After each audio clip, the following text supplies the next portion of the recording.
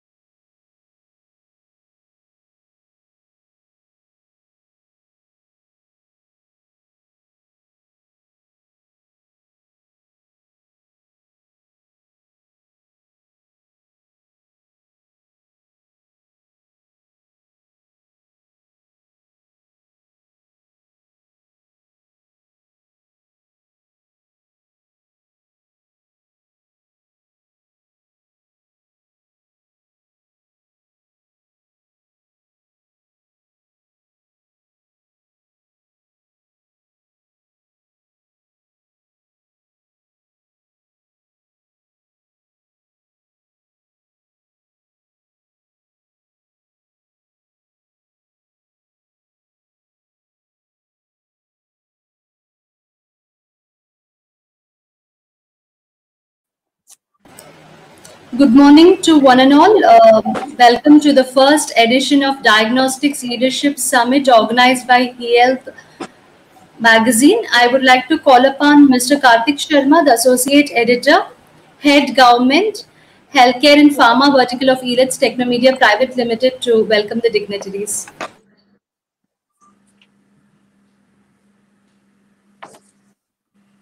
Karthik, you are on mute. Oh, I am so sorry. Thank you, Pratibha, for giving me this opportunity to welcome the esteemed panelists of the inaugural session of the Diagnostics Leadership Summit. I would just like to inform all of the audience, all the eminent people who are part of this event, that more than 70 leaders of diagnostics space are participating and sharing their thoughts in these 2 days of Diagnostic Leadership Summit. And more than 1,000 people will be joining it on our virtual 3D platform, which is Avatar. It is a high-tech 3-dimensional virtual platform which will broadcast this 2 days event live.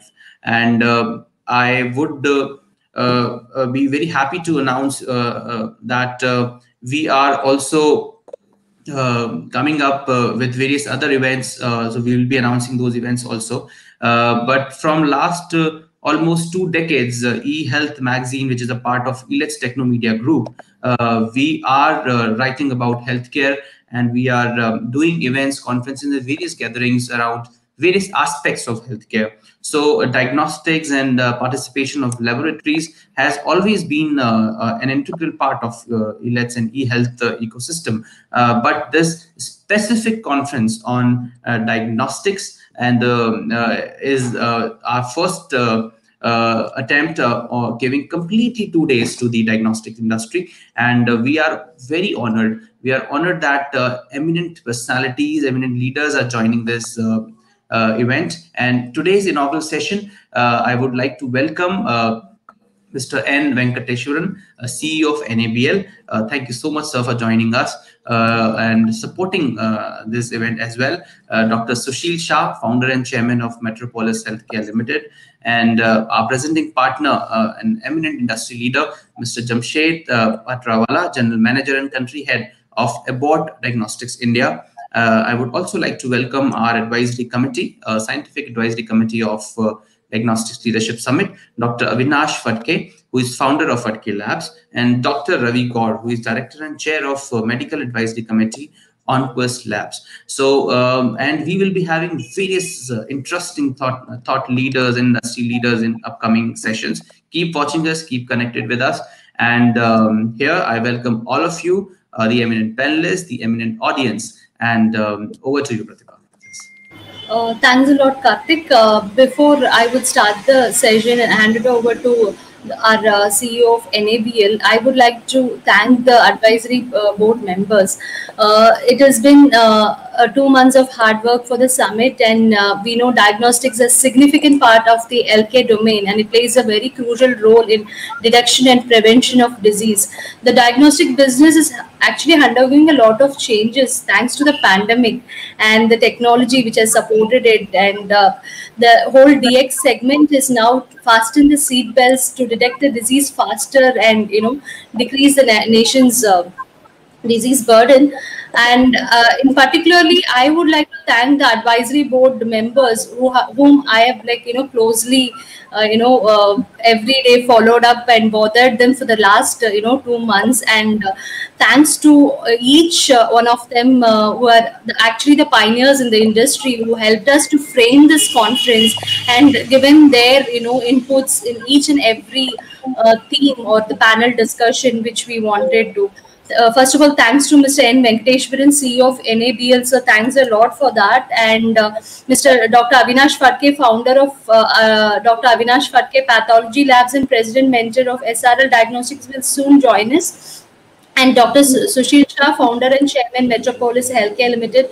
And special mention to Dr. Ravi Gaur, director and chair of Medical Advisory Committee, MD and Pathology Onquest Labs.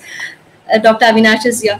Dr. Gaur, I have been bothering you late night also. It was so sweet. You have been always helping us with suggestions.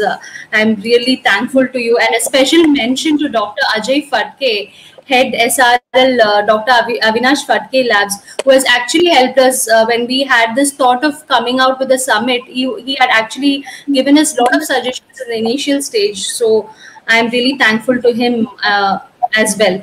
So yeah, it's not the time for thanking. We have just started the summit, so I would like to call upon Mr. N. Venkateshwaran, of CEO of NABL, for his address. Waiting for your address. Over to you, sir. Thank you. Very good morning to everyone. First, I am very, very happy being into this inaugural session of Diagnostic Leadership Summit. Respected Dr. Avinash Fatke, Dr. Ravi Gaur, and other scientific advisory committee members. Maybe hopefully Dr. Sushil Shah also will be joining. Always we have a pleasure to hear them, their names and all, but seeing them and being along with them into the panel or in the inaugural address gives a really immense pleasure for me. And first I should really thank Elets Technologies to bring out this kind of concept on Diagnostic Leadership Summit, because this diagnostics area is something which is normally not focused, because these are all back-end activity, and good that they have brought out, and a Diagnostic Summit is happening. That's one very good positive sign to start up with. Second is on this health sector, where even NABL is also contributing to that. NABL being a national accreditation board for testing and calibration laboratories, where we are granting accreditation to many laboratories, and especially in health sector, now we have got around 2,000 accredited laboratories under ISO 15189 standard. As rightly mentioned by Dr. Pratibha Raju, that this pandemic has made a lot of changes into the way or the progress what it is happening around. And in fact, I should also thank Dr. Jamshed Patrawala, GM and Country Code Aborts. They have brought out with number of new initiatives and a lot of things they are trying to do it, and how the way what it was happening and how that can get transformed. These are all learning. In fact, Abort is a very big name. So that's all a very good pleasure, and it gives you energy to do something new. So when this pandemic started about this diagnostics, where there were no number of laboratories initially for this molecular testing, so they approached the ICMR, was telling that no, you need to have NABL accreditation in place. So first, when it was being approached to us, we were thinking that when on-site assessment was what we were doing, how it is possible for us to support the industry and how we will be able to ensure the competence. Because always from NABL perspective is concerned, everybody looks for competence of a lab. Number one is the existence of the lab.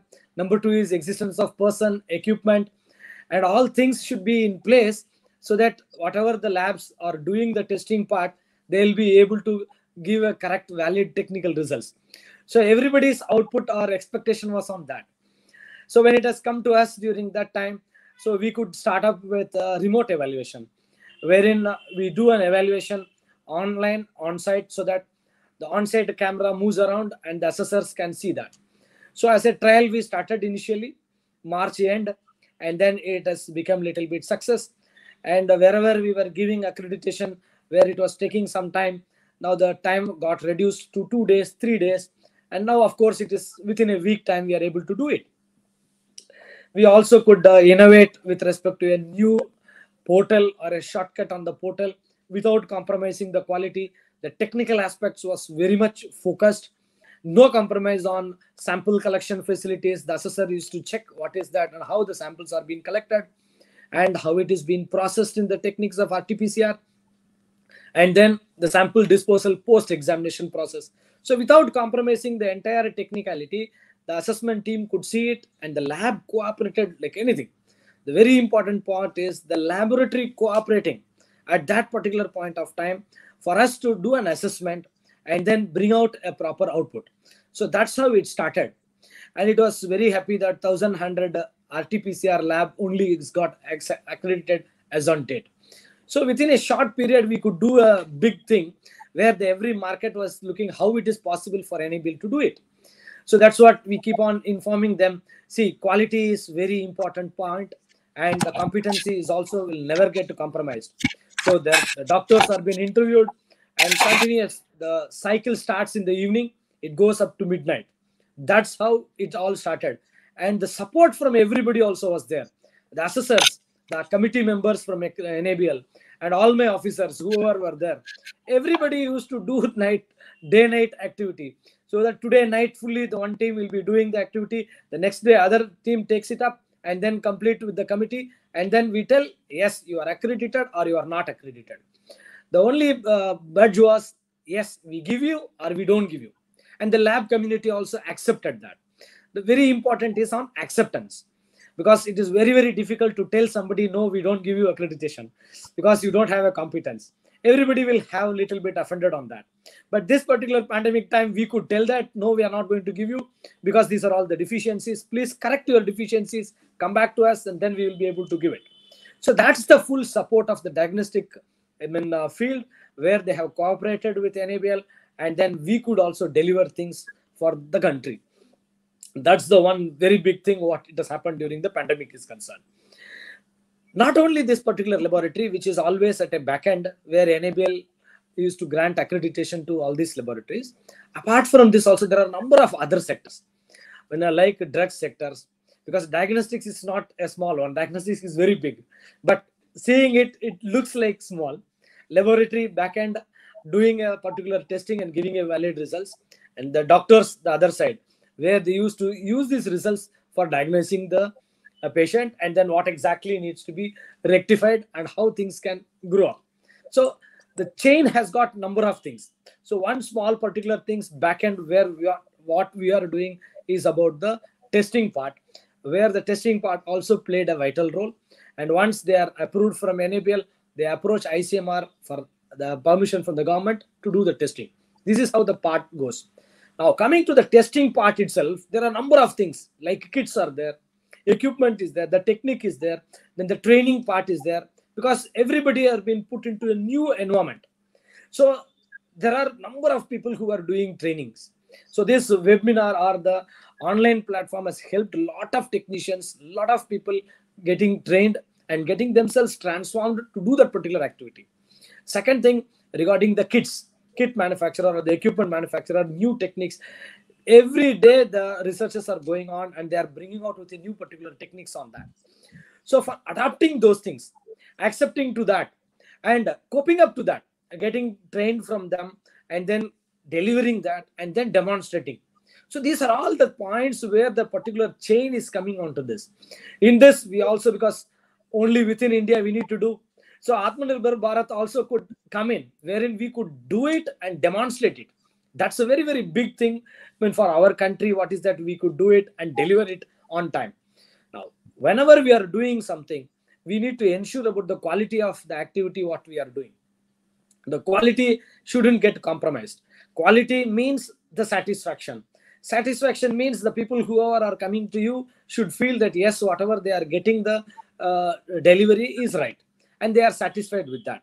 So each and every organizations, everybody were fighting to that particular point and trying to achieve one or other way in their own domain. Because NABL being an accreditation body, even we have our mutual recognition arrangement with our Asia Pacific Accreditation Cooperation, APAC, and an ILAC MRA, wherein we are also accountable. We are also getting evaluated every 4 years. Like how we do an evaluation or assessment to the laboratory, NABL being an accreditation body is also being evaluated. So that's the small difference between others and NABL. The credibility of NABL goes way beyond to 1980s. Because when the Finance Commission told the Department of Science and Technology to bring out a program for this sector, so that time onwards we started doing this. And then the NABL program was being named under NCTCF. So that's the origin. So in the year 2000, when we brought out the NABL name, and NABL got registered in 1998, and then in year 2000 we become an MRA for this. So whatever the test report being given in the country is accepted worldwide. So to that extent, we have got in another sector about conformity assessment sector, where Indians or the Indian test laboratories reports are accepted. Same way inside in our country also, the belief or the confidence measure should go up. So NABL's accreditation gives the confidence measure. Every laboratory, in-house laboratory, open to others lab, all of them, even a research laboratory, they wanted to know whatever they are doing is right or wrong. So in those particular situations, they ensure that a third-party assessment is being done, and yes, they will be able to deliver it properly. So the internal confidence for them, that is for the diagnostic field, where the people are doing some research, where they are bringing out a new molecules, or they are doing a routine test, anything of that particular sort, they get the confidence on this process. This process also has got proficiency testing participation, where in diagnostic area, they call it as EQAS, external quality assurance measures. Even an unknown sample comes to them, they do a testing and give a result that is being analyzed or that is being verified to tell whether that is right or wrong. The moment they are getting that information, they give more confidence on that. And same way on quality control samples are also being run, so that any number of samples, whatever it is flowing, which doesn't get diluted, the quality or the value what they are going to get the results are in line. So these are all important components in what we are been doing. So these things, the support of everybody in this particular platform really makes it at one step higher. And during this particular point of time, doing a summit or acknowledging people who are all into this particular market and choosing the particular topic, what is that we need to discuss. Then I should again compliment Elets for thinking about these things and bringing out a scientific advisory committee members and pulling up all of us to get our thought process and then preparing this panel discussion. Wonderful discussions are going to take place also regarding feasibility of Atmanirbhar Bharat in IVD, lot of scopes and challenges. Many dignitaries are going to speak about that. And then benchmarking, quality, cost, and regulation in diagnostics, and diagnostics versus laboratory revenue. Even they have not left out that revenue part. So wherever there is that kind of cost and what we are spending, the effectiveness, that also is being taken care of.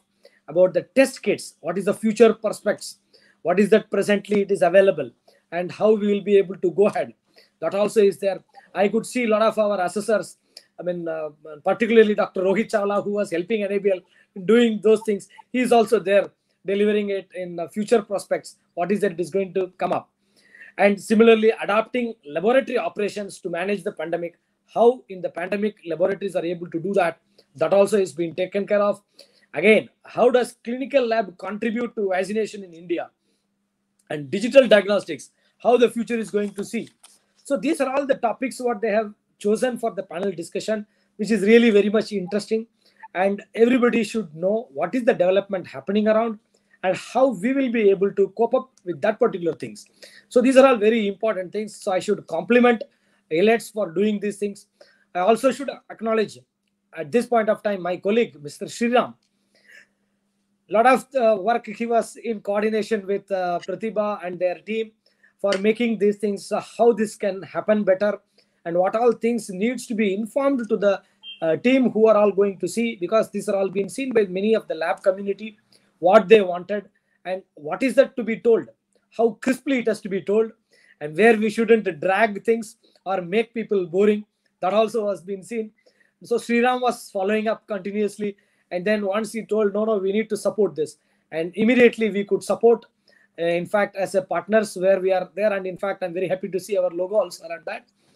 And NABL's support to all these kind of organizations will really strengthen the country's understand and what the capability we have, so that rest all can see that yes, India also can do well at appropriate time, and when in need we need to do. Always we get acknowledged when we are doing it at that particular point of time when it is in need. So this is the very, very important area where we are doing it. NABL does accreditation beyond medical testing laboratories also. We have got our very recently also we have adopted and sent medical entry-level testing laboratories program. It's called as MELT programs, where we are giving an accreditation based on EQUAS participation or PT participation. There are many small laboratories where they may not come up to this particular level, but they also need to ensure their quality. Every laboratories, there are maybe lakhs of laboratories, what many people tell me that in our country, so much of labs are there. We have accredited very few. So they used to tell that what is that you are going to bring out? How you will be able to cater to all the small laboratories in many parts of the country.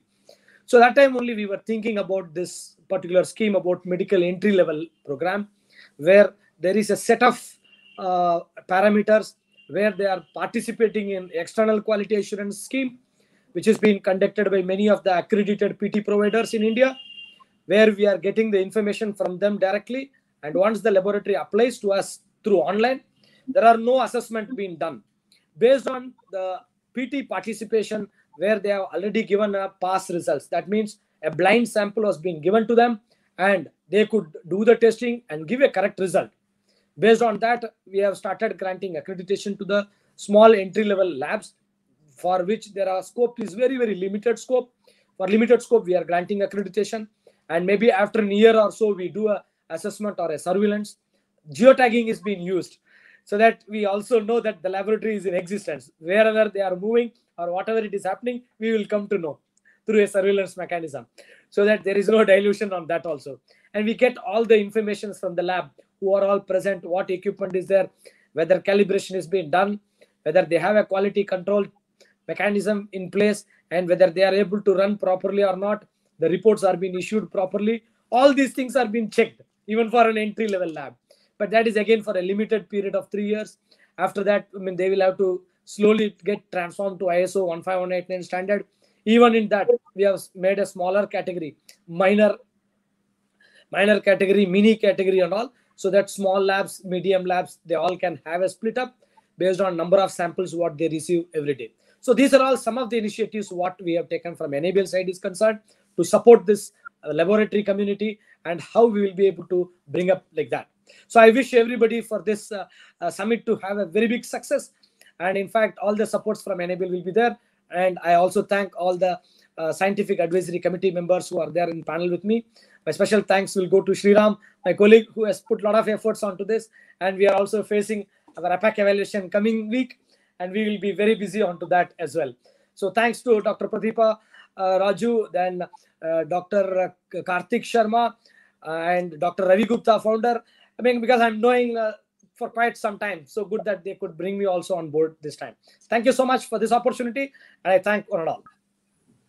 Thank you so much, CEO of NABL, Mr. N. Venkateshwaran. And actually, it was a great support and inspiration from you and your team to create this platform to discuss on the future of the diagnostics industry. And we are very happy to know that how in these difficult times of COVID, NABL stood with the nation and this laboratory community, and how NABL is leveraging technology to ensuring quality control, quality of testing, and also to support the laboratory community across the country. It is actually very inspiring to know. And this platform made us got that opportunity to us to know about NABL. And I think in later discussions also, we'll be knowing more about NABL and the laboratory community, how diagnostic industry is shaping up after COVID-19. So it was a great address by you, sir. And we are moving on to the next eminent speaker of this inaugural session. And I would like to invite Dr. Avinash Phadke, founder of Phadke Labs, to kindly address the forum. Dr. Avinash, please. Yeah, doctor, you are on mute. If you please unmute yourself, doctor. Can you hear me now? Yes, yes. Can you hear me? Yes. Yes, we can hear you. Good morning, everybody. It was indeed a pleasure listening to our NABL CEO, Mr. Venkateswaran, and the initiatives he is taking for smaller lab is especially heartening, because there was always this grievance that out of lakhs of labs in the country, some 800-900 are having NABL accreditation. What about the rest? And we can't even make it mandatory in country like India, because then a lot of population will have access to no diagnostic facilities. So it's a dilemma which he has balanced out very well by introducing this entry-level accreditation for smaller labs, and I must compliment him and the NABL team for that. I also wanted to compliment your team and Abbott for organizing this symposium. I think this COVID epidemic had changed the way the diagnostics is looked at. Now, let's discuss what are the ways in which the diagnostic industry has undergone a change. First is a change in perception. Like you said, from front end, clinician-faced world, with the back end of lab operation, the lab itself has come to a front end. People are reading about RT-PCR, COVID testing, UK variant and South African variant and next-gen sequencing, and India could start hundreds of molecular labs in a span of 3 to 6 months. It is something very heartening. What it has done is it has brought molecular testing to the forefront, even for common man. So I envisage that going forward, a simple test like, say, typhoid, dengue, malaria will be performed by molecular means. And we have been doing that for some time, but even the other labs would do that. And you would be astonished at some of the results. Say, for example, chikungunya, where you have to wait for IgM ELISA to be positive after a week, can be picked up on day 2. Similarly, scrub typhus, which India faces regularly in parts of Punjab and Rajasthan, can be diagnosed without waiting for waiting for ELISA to come positive by molecular means. So I think this has brought molecular right in forefront. So everybody knows about Gene Expert and TrueNat and BioFire, but I expect a lot of work in infectious disease. The detection would shift to molecular means. That is the first change. The second change which I envisage is the robustness of your IT system and digital presence would play a very, very crucial role. And I'm not only talking about biphase interface and delivering patient report on mail and how user-friendly you are, and your website can be accessed by your collection centers and your data security. These are given in today's world. But something beyond that, right from marketing to, just like people have got used to making payments on Amazon, people will get used to choosing certain preventive profiles online and making a digital payment and accessing the lab. And at the moment, all of us are in a world where the clinician decides that where the patient should end up. All of us, all my friends, Dr. Sushil Shah, Dr. Ravi Gaur, everybody will agree that most of our work comes from doctor prescription, with patient discretion playing a very small role. Maybe 20% of patients decide for themselves, 80% are doctor-driven prescriptions.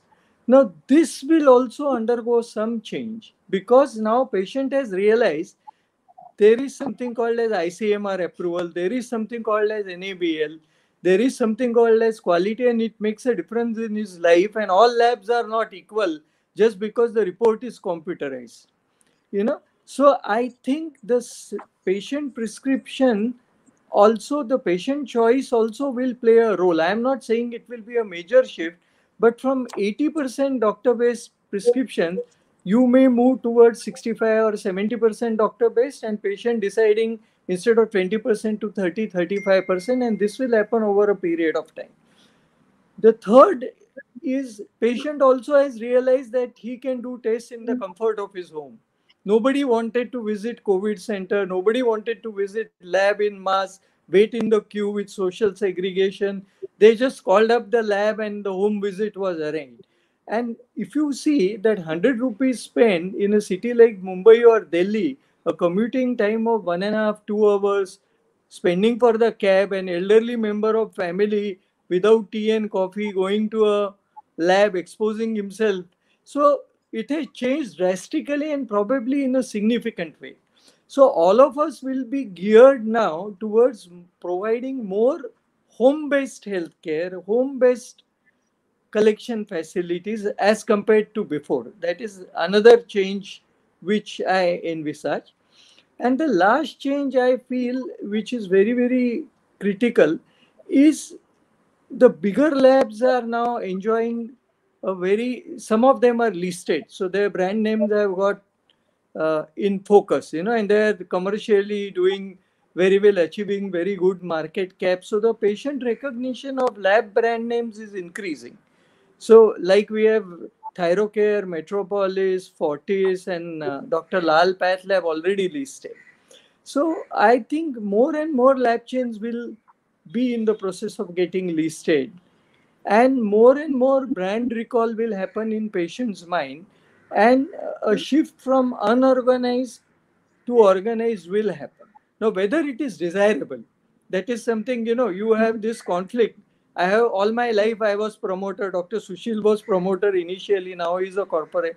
So all of us have these divided loyalties, that we care for practicing doctors, as well as we know the inevitability of having a larger equipment base, a protocol based system, a robust IT network, presence of molecular and compliances like NABL or CAP are or would become necessary. But it shouldn't come at the cost of smaller players. They should continue to have a say in India. This I am saying because if you look at government of India, even when Amazon has come, they are ensuring that the smaller traders and shops don't get closed just because of these digital initiatives. Similarly, the country shouldn't deprived of smaller nursing homes and smaller and mid-sized labs or diagnostic center, and the consolidation shouldn't be like US, that 70 or 80% market share is enjoyed by organized player, and patient has to wait for COVID report in US for 48 hours or 72 hours. A simple test, a pap smear done in UK, patient waits for a week. Now, I don't want that situation to happen in India. There should be enough competitive pressures to keep organized players on their toes. I think I have spoken enough. My time was 10 minutes. And I once again thank all the organizer, all my doctor friends and colleague, and Mr. Venkateshwaran and Patrawala sir for giving me this opportunity to address all of you. And I am now looking forward to Dr. Sushil's address. Thank you so much. Thank you, Dr. Avinash. Very well addressed. And as you said, robustness of digital system in diagnostics will play a crucial role for this sector. Rightly said, home-based healthcare collection is the future, as you said. And you said that COVID will boost the organized sector. And it is actually the need of our and will be the future of diagnostics. And with that, thanking you, and we'll call upon the next eminent speaker of this inaugural session. We are also joined by him, so we'll also welcome him, Dr. Sushil Shah, founder and chairman of Metropolis Healthcare Limited. Welcome, Dr. Sushil, and it is our pleasure to invite you to kindly address the forum, Dr. Sushil Shah. Thank you very much, sir. Good morning, everyone. all the friends here. When I started my practice in the 70s, the pathology industry was in absolute, it was more like a primitive place. Laboratory comprised of only having a colorimeter, a centrifuge, and a microscope. And that is what laboratory was all about. There were no ready-made reagents available. Everybody had to make their own reagents. There were no systems, there were no calibrators available. Everything had to be prepared yourself overall. So obviously, because of that, there is to be a huge difference in terms of quality between laboratories and laboratories. There were some laboratories which followed a lot of good systems, were considered to be very good, and some who did not follow were not considered to be that good. And quality difference came up substantially between laboratory and laboratory. Now today, I think the scenario has changed completely. Today, you have automation, you have accreditations, you have all ready-made reagents, everything available. So obviously, the whole quality has gone up. And the differences in the laboratories today is not so much because of the quality. Today, the difference is more because of the services which the laboratory provides. Quality-wise, there may be maybe 90, 100 difference, a small difference, because everybody is having the same facilities, same issues. So I think that part has been taken care of to a very great extent. Once upon a time, of course, the pathology industry comprised of only individual pathology laboratories. Today, it is recognized as an industry. And who would have thought in 60s or 70s, once a time will come where an individual pathology laboratory will be listed on the share market. It was nobody would have even dreamt of that at that time. But that is what we have come and achieved today. Unfortunately, this COVID has come in as a dampener. It has really ruined a whole lot of industry that includes ours. Imagine having a business which is closed for months together. It can be a big, very, very, very big setback. And I think all of us have gone through that in every industry, not just pathology, but every industry. And it has meant loss of livelihood and everything else. And it has been a real issue. Luckily for the bigger laboratories, because of the molecular biology setup, we could do the COVID testing, and which has to some extent overcome the whole lot of setback which was suffered by the smaller laboratories. But not to a very great extent, to some extent, it is able to cover up for the losses. But what I would like to mention here is that COVID has brought about not all the losses. I think it has also brought about some good points which we were unaware of in the earlier years when we did not think these things are possible. And to make first and foremost was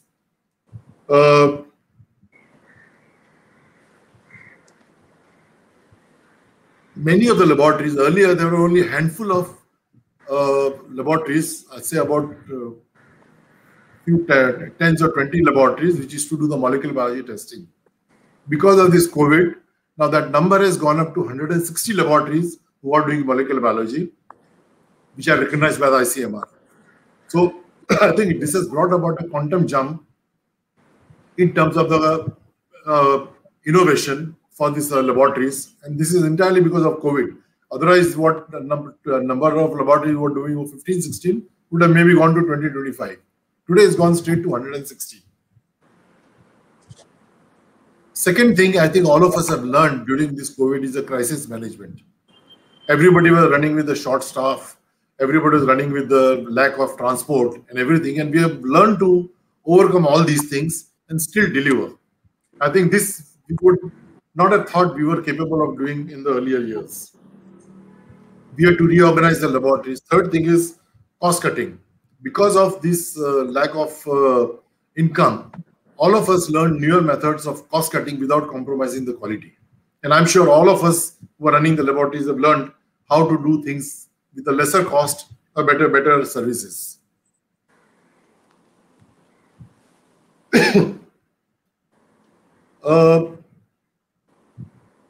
We at Metropolis did 2 to 3 things which would have benefited the staff. First, of course, during the COVID period, we gave full salary to the staff. Nobody's salary was cut. Second thing, if any of the staff members or any of the family members of the staff had to be hospitalized because of COVID, the whole cost was borne by us. And lastly, if there was a casualty where somebody in the staff or the family died, we gave them a good amount of financial compensation. This is a small way in which we thought we can take care of our staff in whatever best things that they were doing for us. The most important other thing is we learned new methods of logistics. See, today, even when we were doing the COVID testing, we had to do the testing, and samples is to come from outside. Since we have a pan-India presence, the samples is to come from outside. And there were no trains available, there were no transport available, there were no courier service available. And we learned novel methods of doing it. We hired our own cars, private cars, and we started transporting the samples with our own cars to the center where the testing was done. So I think all these things, as I told you, we would have never thought we were capable of doing, which we learned during this COVID period. Other most important thing was we learned how to do our meetings during this time virtually. Earlier, for every small meeting, like a sales meeting or even for a meeting of the doctors, everybody used to travel from one place to another and go and meet. That was a waste of time, effort, energy, and money. Today, we have all learned how to do the virtual meetings, and it has saved a tremendous amount of costing, not during the COVID period, but for the coming years in future also. And what we did is this COVID time, when there was less work, we utilized by having virtual meetings for the staff from all across the country and international to have the staff meetings to improve the staff's capability and the services. The training was taken care in a virtual way, in which we tried to utilize the staff for them. I think we had something to the tune of 3 to 4 meetings of different variety of staffs every week. So hopefully this is going to stand us in a good stead in the coming times to come. Now, coming to the post-COVID, what is likely to be the scenario? I think Avinash just touched upon some of the points to what is likely to be the post-COVID scenario. I will just enumerate few more. See, with the global warming which is there all across, and we see the effect of it everywhere, I expect, like COVID, I think it's expected that there are going to be many more diseases which are likely to come up in future, causing a similar kind, not the same intensity, maybe less or maybe more, but many more infections are likely to come up in coming years. And I think for this, we'll have to be prepared. And I think for this, COVID has actually helped us in preparing for the future emergencies of these kind, which are likely to come. One of the example of that is now we've just learned about Ebola coming up in Africa. I think I feel we can expect many more like these to come up in coming times. So I think, what is the solution to this? How are we going to improve? According to me, the best solution to this is going to be the health insurance, which has to come up in a big way. Today, the health insurance is restricted for the patients who are hospitalized. I think it has to come for the OPD like it is there in all the advanced countries, including Europe and USA. It has to come up. There is no choice. Today, even a middle-class patient cannot afford to get admitted to the hospital, a private hospital. It's beyond him. If one person in the family gets admitted, I think it affects the whole family for years to come. So I think this situation has to come. This situation has to improve. And I know exactly what happened. When in USA, the same thing. They went through this about 50 years back. When the healthcare cost started going up in a big way, the health insurance came up in a big way. And today, almost 70% to 75 to 80% of the population is under health insurance. And all the cost is taken care of thereby, including pathology. So I think this is a similar scenario I expect to see coming into India in a very short time, maybe another 5 or 10 years. Because I think the healthcare is going to go beyond the reach of up to the middle class. Today we said the poor class could not afford, but I think today I feel even a middle class, it is going to go beyond the reach. And so the only solution I see is when the health insurance comes up, which will take care of this costing, which will be taken care of. And of course, in India, the health insurance premium will have to be very reasonable and which can be within the affordable limit. I'm sure via media will come where this will become a reality.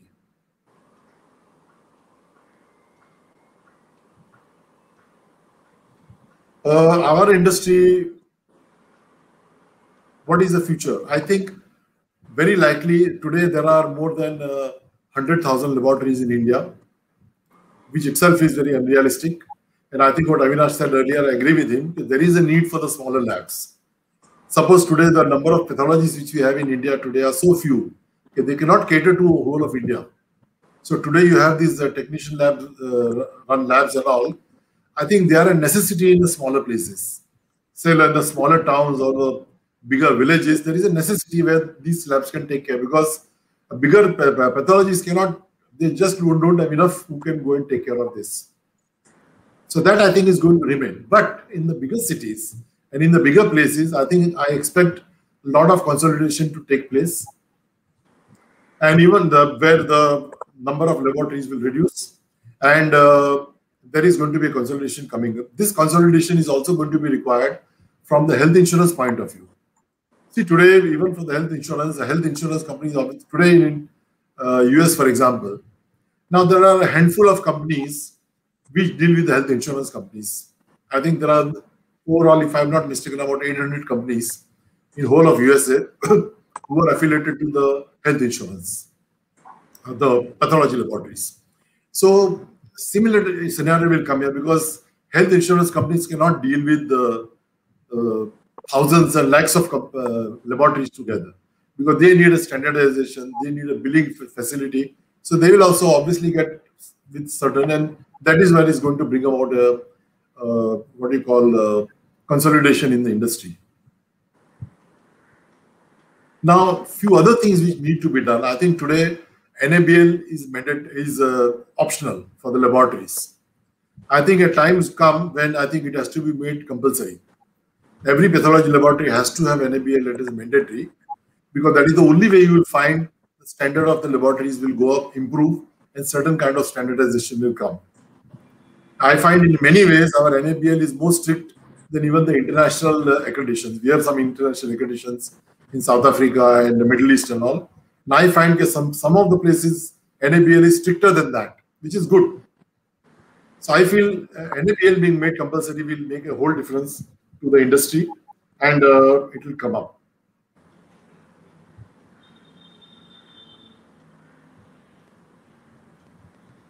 I feel that pathology industry is going to grow in the future in leaps and bounds, because as the healthcare improves, this is going to go up with, as I said, more and more diseases likely to come up in future.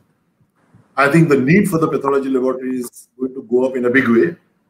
And I think it is going to be absolutely necessary for all the laboratories to buckle up, improve their levels, improve the standards, and come up to the international levels. Today, in India, I'm saying there are many laboratories which are up to international laboratory levels, but there are many which are not.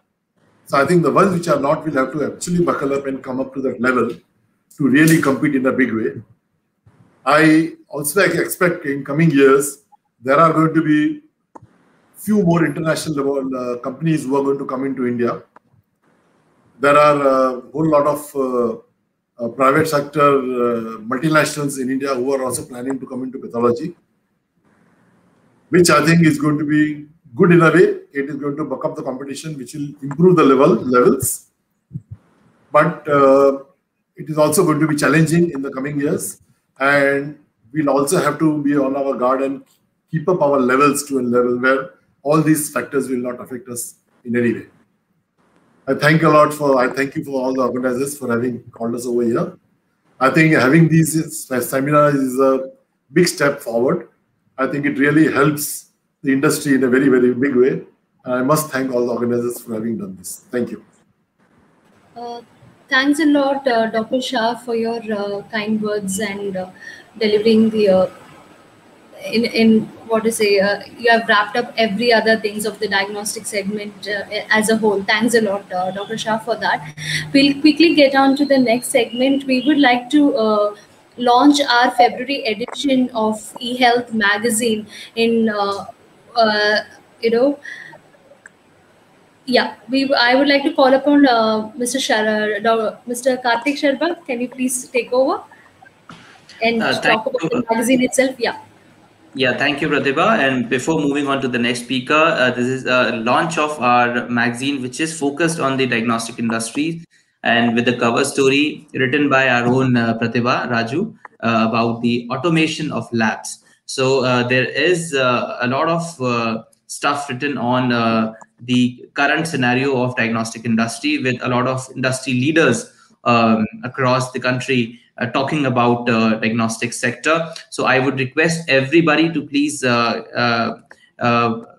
get access to the digital version of this magazine on our eHealth portal, which is ehealth.eletsonline.com. And we also have a event report of our past event, which was completely on nutrition. We had done a nutrition conclave, so it carries that also. So this special issue of eHealth magazine dedicated to the diagnostics and laboratory community of the country. Thank you. So next, Pratibha. Yeah, we would like to also launch our upcoming edition. As we are going to every thread of healthcare domain, we would like to inform that the Pharma Leadership Summit will be organized by eHealth on 29th and 30th April 2021. And the theme would be embracing digitization in pharma and adopting the new normal. This would be the... Yes. So, like diagnostic industries has been at the fore in the COVID-19 pandemic industry at this duration. At the same time, pharma has also been in talks a lot, and there has been a lot of reformation in the pharma sector. So we will touch base on all the basic things of pharma sector specifically in the end of April. I would like all of you to please join us then and there also. And moving on to the next segment, Pratibha, please. Moving on to the next segment, I will like to call upon Mr. Jamshid Patrawala, General Manager and Country Head about Diagnostics India, for his address and presentation. So over to you. Thank you, Pratibha. Are you able to pull up my slides, or would you like me to do that? Deepak, can you share the slides, please? Sure, I'll do that. Okay, sir is doing it, yeah.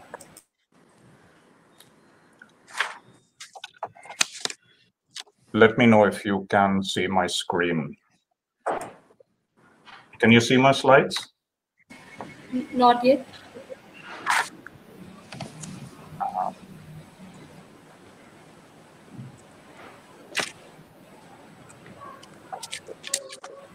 I think I'm having some difficulty bringing up my slides. Just 1 minute.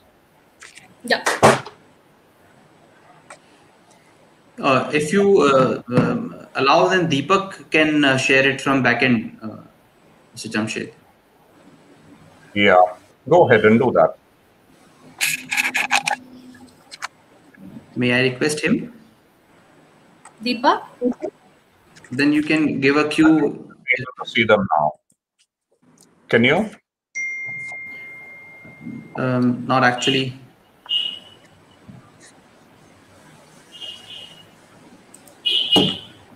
Okay, no worries. That shouldn't be an issue. Let me just go ahead in the interest of time. So, good morning, everybody, and good morning to the advisory committee members and to all of you here today. Thank you for taking the time out. Yeah, thank you for the slides. We can able to see the slides, yes. Sure. Yeah, thank yes. you. If you can go to the next slide. So I very recently joined Abbott Diagnostics, and I spent most of my career in the surgical space, but again, in the same field of healthcare, working very closely with hospitals. And so all the challenges that you see on the slide were all the challenges I witnessed our clinicians and hospitals face. And in the very short period of time that I've spent in the diagnostic space, I can see that it's no different. And as some of you have alluded to earlier today morning, many things changed in 2020, some of them irreversible. And I agree with you. The pandemic, I feel, presents greater challenges to diagnostic providers and labs as effective testing approaches remain essential to control transmission rates and monitor vaccine efficacy. So I think we have a leading role to play in this fight against COVID. And testing remains a critical tool to identify hotspots before we even reopen communities. So if you go to the next slide, we're going to be facing a lot of pressures. And again, until last year, these were all the regular cost pressures that we were all very familiar with. Funding gaps, economic conditions, patient demand driven by aging populations and increasing chronic diseases. But most importantly, increasing patient expectations on quality care driven by more publicly available information. And these have all been key issues. But I think very interestingly, Dr. Phadke, like you said, we can add perhaps one more variable now, that over the past 1 year, patients are expecting home care, and not just in terms of diagnostic tests, but even beyond that, because they think it's safer to stay at home and seek care. Now, again, if we go to the next slide, as the challenges steadily increase and new pressure points emerge, I think we at Abbott have a responsibility that we are taking very seriously and we are committed to. And that's in terms of finding out what are the innovative ways that we can work to screen, diagnose, and monitor a vast range of conditions. I think the critical things will be giving you greater speed, accuracy, and efficiency. This has really helped us become a leading name in immunoassay diagnostics, blood screening, bedside testing tests, all of which provide information critical to determine what should be the next line of treatment, medication, or otherwise. And as you would expect from us, I think it's also top of our mind that we're all leading the fight against COVID-19 together, developing multiple tests to detect the virus and antibodies to the virus. If we go to the next slide, over the past few years, we've spent time, but more so over the last 1 year, I hear that we at Abbott, we've really spent time to re-engineer ourselves to support the changing needs, to help all of you achieve what we call as measurably better healthcare performance with our personalized solutions. So whether it's resourceful advocates or expert teams that take a complete enterprise level view to develop personalized solutions, matching the requirements of every lab, or whether it's a family of innovative systems, assays, informatics, and automation solutions to streamline the lab operations. Or thirdly, a suite of professional services, which we call as intelligent insights, that are supported by informatics to unlock the insights from your valuable data. And all of these are particularly relevant today as COVID has amplified digital innovation. And Dr. Shah, you spoke about that, to historic levels. And for all healthcare providers, it's critical that we help people feel safer, but most importantly, increase their confidence to come forward for testing. If we go to the next slide, I think this is critical, how we focus on improving value.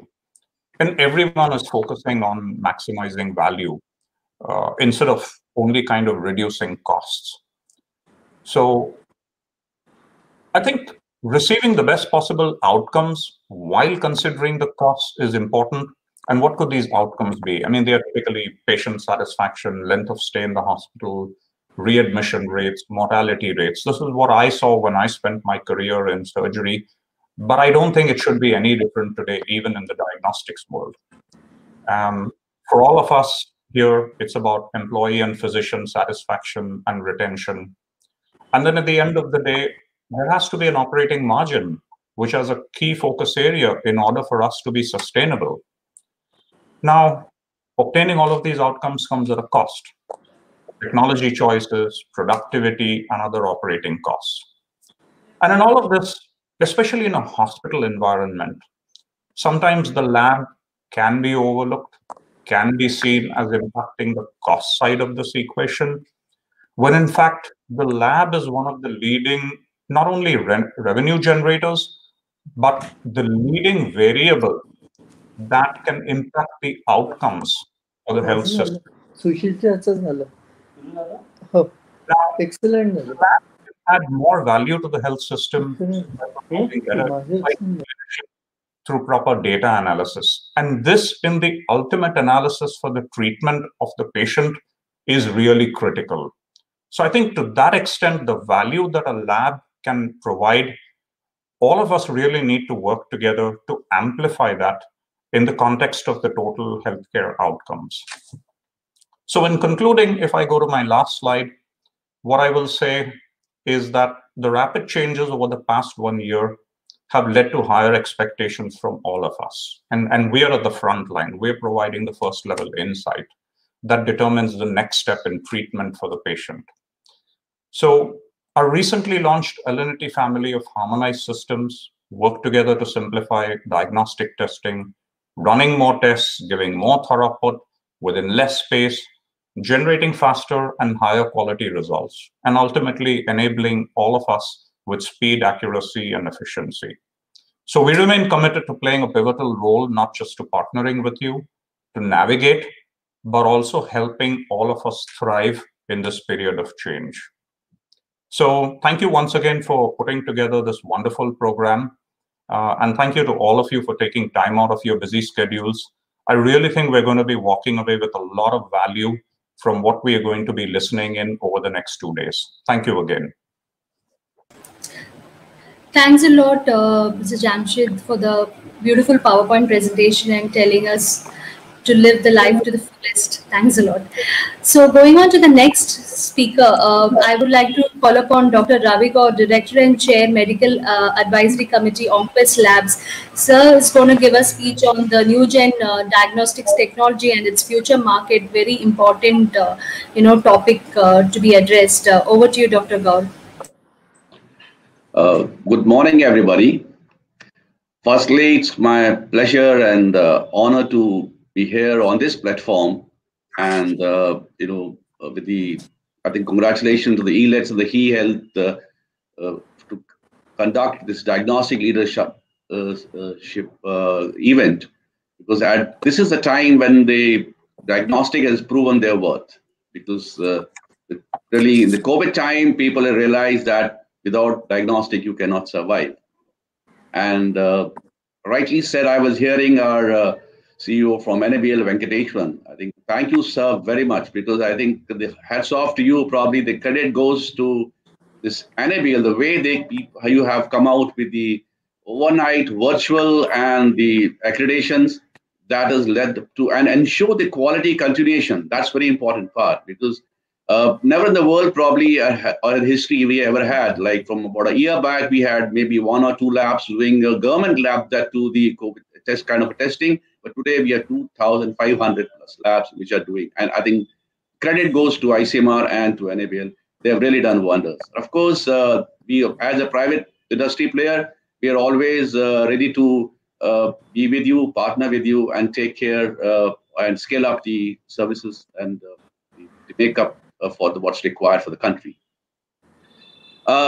I've been hearing, the industry veterans. We had Dr. Avinash Phadke. I think he's one of the most respected pathologist and the mentor even for me and for many other people.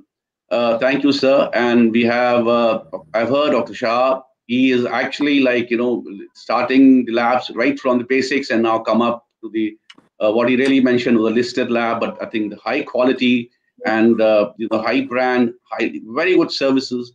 And I think this is where I think conventional wisdom probably has now translated into the utilization of a new technology, which is IT driven. And of course, the people like Patrawala, we have an Abbott company, which is now trying to integrate the conventional wisdom into modern technology and putting it together, gearing up for the future. With this, I will not really like to go more into what happened in COVID, because we all know and we have heard the experience and what's to be done. I like to keep my focus on the new diagnostic technologies which are coming up in the future market. two important things are happening, and I think I have to keep my focus on that. Never has medicine been as challenging as it is in the 21st century, and never have the opportunities been so great.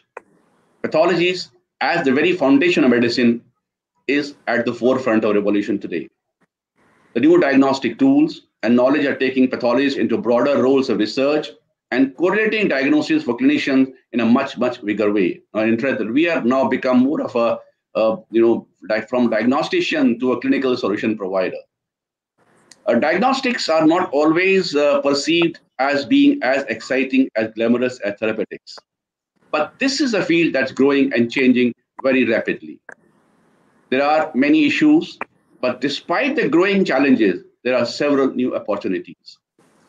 Rather than simply being a way to identify which patient has a specific disease, diagnostics are now used widely for supporting clinical development of drugs, predict the disease before symptom begins, forecast the progress of a disorder, and identify patients who are likely to respond or not respond to a particular drug or a treatment, and much more and much beyond. There are many new emerging technologies in diagnostics today. The one thing that all of these have in common is innovative and exciting science and design and the opportunity to make patients' lives better.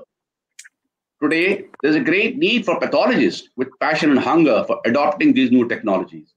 This advancement should be harnessed to continually improve the diagnostic offering. I think the pathologists have to take a step forward and come out and join hands with the new technology and the new knowledge which is now emerging, especially with the information technology and molecular technology coming out, putting up a new era of analytics today. I come from a background of Onquist Laboratories, and which is predominantly focused on the molecular biology and oncology and cancer diagnostics. But today, many new assays are focused on cancer diagnostics and prognostic markers and cure via target therapies. Advancements in molecular biology is an important adjunct to histopathological diagnosis. Development of dedicated tissue banks, construction of tissue microarrays, standardization of processing protocols so that the paraphenized tissue can be effectively used for immunohistochemical ISC, you can say for that matter, and molecular assays will be the future of diagnostic pathology. I definitely can foresee that.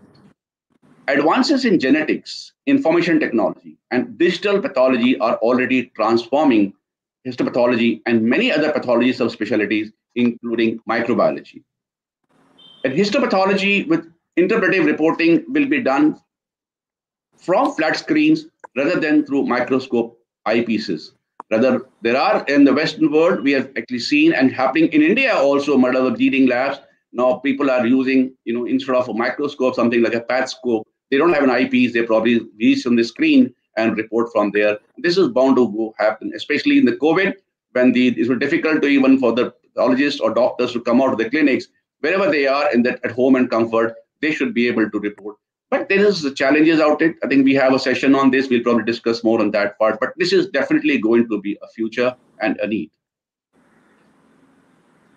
Molecular diagnostic tools, genomics and proteomics will probably have the biggest impact because they will continue to redefine the disease at the molecular level.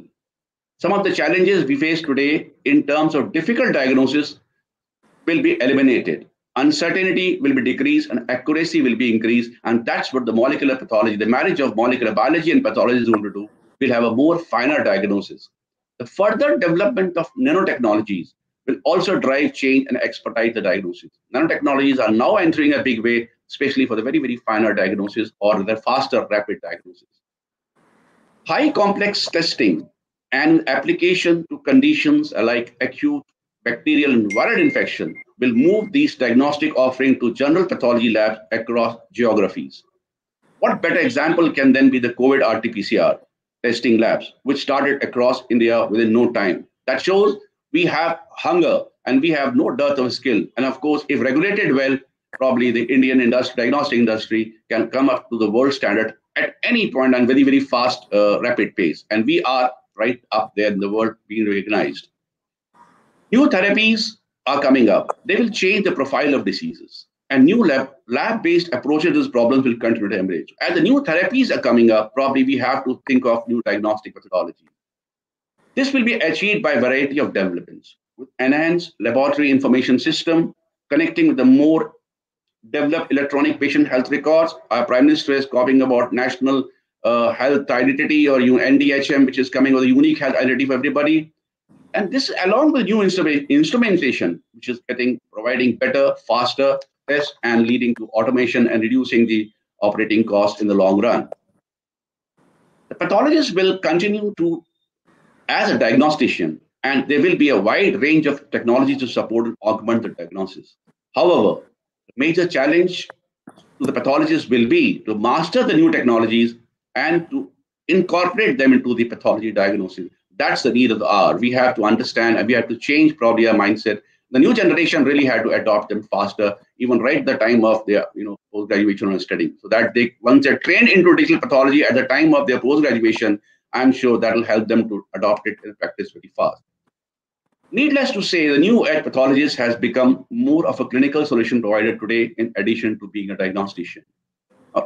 Coming next, this is an era of companion diagnosis.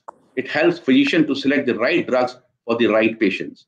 Companion diagnostics ensure that patients get the most effective treatment for the specific type of disease and reduce the number of infective or potential harmful treatment they may receive. All major diagnostic labs today, they are actually working hand in gloves with the various pharma companies to work and to, for that matter, the oncology is really come up and now coming up in cardiovascular and gastroenterology also, where which drug is going to act and what are the mutations, what are the molecular changes in the tissue or the body, which can help the drug to can define the drug and refine the protocol. This is now already in, but there's going to be a bigger way. Application of this will be to lifestyle disorders too. Today, genomics has entered in a big way into cancer diagnosis. Since the sequencing of human genome, genomics have been the buzzword in diagnostics. While some might feel that it hasn't perhaps lived up to its promise, but genomics is making its way not only in initial diagnosis, but helping in defining treatment protocols and prognosis too. Its role is not limited to cancer diagnosis now, but in various lifestyle infective disorders, neurological disorders, especially dementia and Parkinsonism, defining Alzheimer's, gynecological and cardiovascular disorders, infertility, and even wellness biomarkers. The genomics is definitely going to be a new technology in the future today. The research has brought forth many genetic biochemical biomarkers, and some have made it into practical use every day, where others are still just interesting research finding, but we are going to see more and more such biomarkers evolving in the future. Increased focus on disease prevention and early diagnosis of that's something which is now the focus everywhere. We're talking about early detection, prevention, and predictive kind of and adopting good lifestyle habits. So this has led to the basic lab testing moving out from core laboratories. What I'm trying to say is more patients are doing self-testing with results being uploaded via internet and to their healthcare provider. More point of care and near patient testing is done by clinicians and in the wards. This is going to be probably a new norm, and we want to see much more. Continuous monitoring devices, including wearable devices, are now in the market and helping patients and clinicians in monitoring signs and symptoms as closely as possible, almost on a real-time basis. Improving diagnostic technologies is making continuous monitoring feasible for patients. Getting diagnostics to the remote areas has always been a challenge. So these handheld devices and point of care are now becoming a norm. The concern, of course, here is we need to talk about their precision. We need to talk about their quality control and how they are validated and calibrated at a very, very defined pace. That's where I think Enaugural and the world has come up with the standards. Enaugural also has come up with the standard. We'll like to see much more on that front. It's not just a developing world. This benefits from point of care diagnosis. They have a lot of point of care diagnosis being adopted in the practice. But this will benefit everyone, reducing the number of hospital and clinic visits and speeding diagnosis and treatment. So with this expanding dynamic imaging and point of care testing, much of the current lab work will happen at the bedside, probably in the rooms, not inside the labs. And now the lab has to offer new profiles of tests. This will require realignment of diagnostic disciplines and subspecialties. I think pathologists have to gear up for that. There are many today. One of the reasons I think Dr. also mentioned, Dr. Shah also mentioned that the primary labs in the remote areas require. The bigger challenge is the logistics. how to do a sample collection and transportation. There are many logistic obstacles, including issues with remote location for extreme temperature, access to cold chain, lack of sufficiently trained manpower, including costing and affordability. But the new type of samples probably now are coming out: sweat, saliva, urine, oral cavity brushing, feces, and even menstrual blood are being considered as a better source of diagnostic information in some assays. Self-sample collection and its transportation at ambient temperature can definitely address the cost and logistic issues to some extent. LCMS, the mass spectrometry, is now being used to get much more information from a single sample. One single sample, we want much more information. I think that's something LCMS has now, and some of the bigger labs have adopted this thing, and they're getting much better information, more refined information, probably making it more cost-effective assays as the volumes go up. Another area which is emerging is epigenetics. Epigenetics has emerged as a new and promising field in recent years. The lifestyle, stress, drugs. We have physiopathological situations and pharmacological interventions, great impact on the epigenetic code of the cells. Epigenetic markers are now being developed as diagnostic tests for cancers, to assess the presence or absence of cancer, to distinguish between aggressive and non-aggressive cancers, forecast the risk of recurrence, and predict which treatments are more likely to be effective. Liquid biopsies, circulating tumors, ctDNAs are being done using next-gen sequencing. And this is going to be probably scaling up like anything in the next probably 5 years. I think this access to this cutting-edge technology can only be a good thing for oncologists and pathologists for that matter. Advancement in flow cytometry, nanotechnologies like RT-PCR, multiplexing, FISH have now established their role and proven their worth. And their use is being applied to many other specialties. DNA, RNA is now become an important diagnostic tool. Today, it's a single percentage of all assays, probably the molecular pathology. In the next 5 years, it is definitely going to go up at least 7 to 10 times the current prescription. There are many more in microbiology, which I will not like gut biome microbiology, rapid testing for septicemia. We require to know the bacteria or viral infection so that we can curb the antimicrobial, and the antibiotic misuse. Those are also really up in the car. Now, wellness diagnostics, another area. Now, people are aware of the health. Diagnostics can be used to support wellness and to make lifestyle decision making into the realm of the consumer health.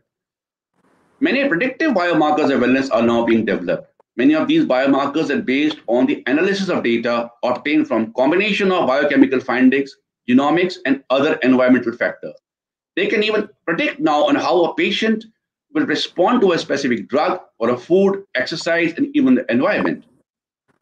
This has been combined with the personal genetics, is now being used in preventive medicine, altering physicians and patient to genetic risk factors hiding in our DNA.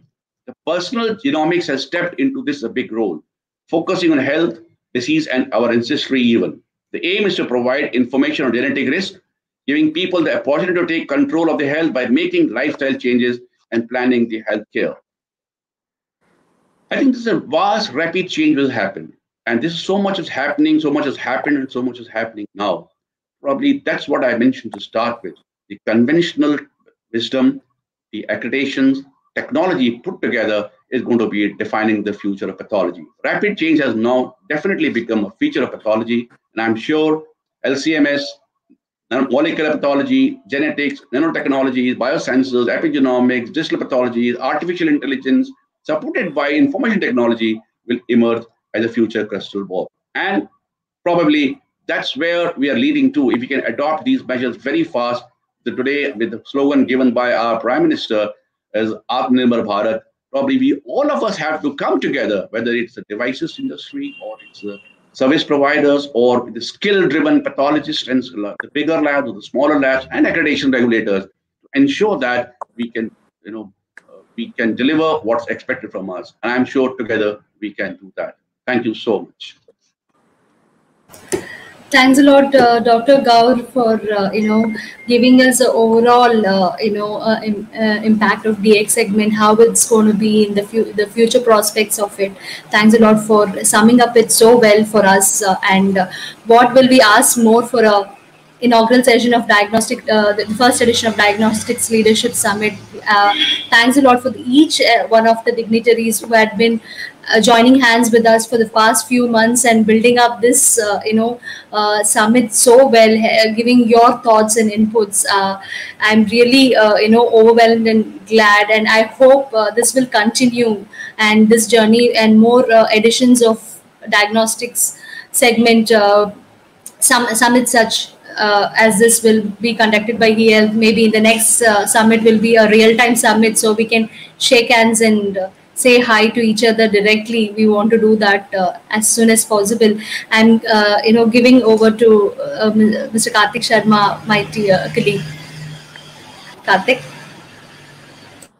Thank you, Pratibha. So before we close this, I would like to deliver a vote of thanks for in this inaugural session, and I will start with thanking our eminent panelists, thanking Mr. N. Venkateshwaran, CEO of NABL, thanking Dr. Sunil Shah, founder and chairman of Metropolis Healthcare Limited. Thank you, Dr. Avinash Phadke, founder of Phadke Labs. Dr. Ravi Gaur, Director and Chair of Medical Advisory Committee on Quest Labs. They both are members of our Scientific Advisory Committee of this Diagnostic Leadership Summit, and an industry leader, Mr. Jamshed Batrawala, General Manager and Country Head of Abbott Diagnostics India. I thank you for joining us in this inaugural session, and I would also like to thank our partners. I would like to thank our presenting partner, Abbott, our supporting partner, which is NABL, and thank you a lot, NABL also, which is a constituent board of Quality Control of India, National Accreditation Board for Testing and Calibration Laboratories. Thanks a lot. I would also like to thank our partners, True PCR, J Mitra and Company Private Limited, Cerelio Health, Vijaya Diagnostics Center, and Newburgh Diagnostics. Without the help of the partners, this would not have been possible. This idea could not have been germinated in such a way where we have now 70 plus speakers talking about diagnostics and its future in next 2 days. So it is my pleasure and honor to thank all of you. And before we end up with the inaugural session, we have speaker certificate to present, which Ms. Pratibha will announce. A total of admiration, appreciation and respect from our side to our eminent panelists. Pratibha. Thanks a lot, Karthik. Deepak, can we have the certificates, please? Thanks a lot, Mr. N. Venkateshwaran, CEO of NABL. Thanks a lot, sir. Thanks a lot to your colleague, Sriram, as well, who has helped me a lot. Thanks a lot, Dr. Sushil Shah, founder and chairman, Metropolis Healthcare Limited. Thanks a lot, Doctor, for sharing your thoughts and coming in here. Thanks a lot, Mr. Jamshed Patrawala, General Manager and Country Head Abbott Diagnostics India. Thanks a lot, sir, for sharing your valuable inputs and giving your time.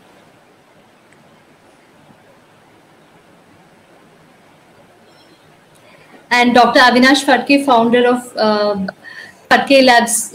Thanks a lot, Dr. Avinash. You have been so kind and helpful to me, especially whenever I called you. You had the prompt response whenever I put the WhatsApp. And Dr. Ravi Gaur, Director and Chair, Medical Advisory Committee on Quest Labs. Dr. Gaur has been very sweet. He's been guiding us. He has been, mentoring us in each and every step we do. Thanks a lot, Dr. Gaur. It's very overwhelmed. Thanks a lot to each one of the advisory committee board members here and the industry representative.